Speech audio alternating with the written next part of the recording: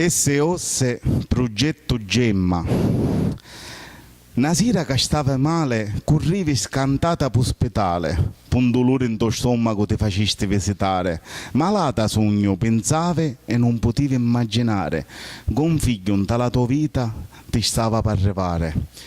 Le raggi sono dannose, le dotture avvertiano, tuo marito non travagliava e manco ti cercava, tuo padre e tua madre manco ti parlavano, tutti ti dicevano da abortire, chi sa fare.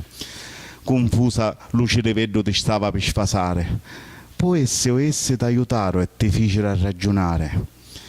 Quando vedeste battere il cuoriceddo nico, tra chiante e fedi di Dio, decidiste di farlo nascere, farlo sbucciare alla vita e di farlo crescere.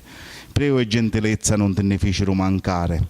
E sto giorno tieni una picciridda bella tra le mani, grazie al progetto Gemma, grazie alle volontarie.